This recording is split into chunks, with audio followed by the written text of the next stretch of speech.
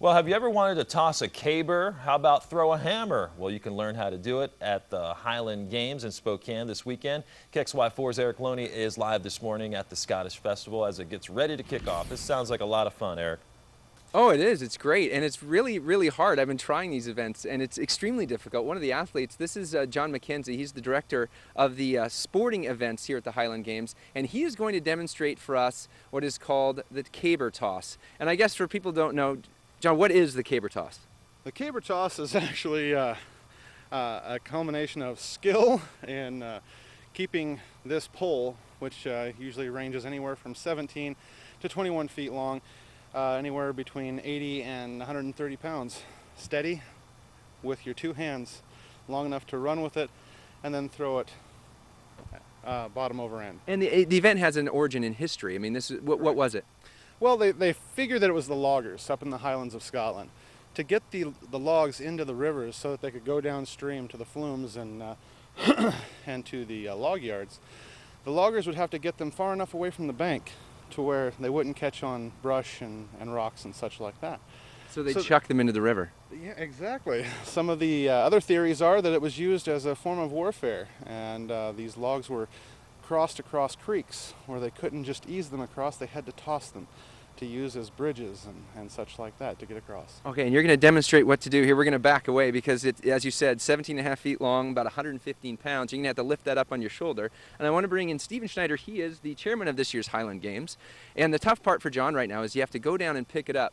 And keep backing up there, Jerry. Pick it up, and then you're going to throw it. So this year, 52nd year of the Highland Games, have a whole bunch of events planned for us tomorrow. It's an all-day celebration of Scottish cultural heritage. We've got 8 of the finest pipe bands in all of the Northwest coming to play and compete. Wow! And sometimes that happens, and I tried it, Mike, and I couldn't even pick it up off the ground. It's incredibly difficult. John travels all around the country doing this, and we put him on the spot here, but it is, he's going to try again for us, great. But it is extremely difficult, and as I said, that's 115 pounds over your shoulder trying to do it. And he even broke his shoulder one time doing this a couple years ago because the caber snapped in half. We were talking. And you didn't flinch either. So we got cultural heritage events. We've got the Celtic music all day long on the main stage with bands, pipe bands. We've got a harpist tent. We've got some Celtic or Scottish food that we're going to have sampling. We've got a blacksmith. We've got a Shoot the English Night event for the kids. And we've got.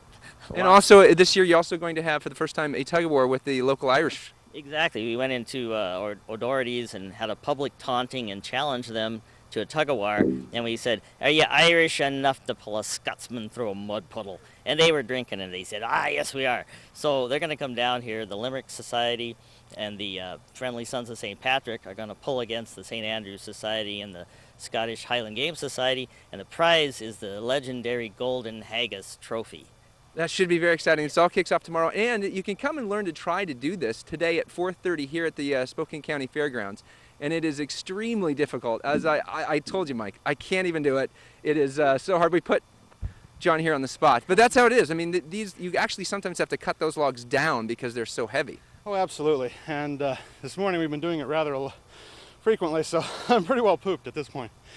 And also, because the rule is, it can't be, what is the rule as far as how heavy the cabers are? You know, usually you want to have at least half of your competitors in your class be able to pick the caber.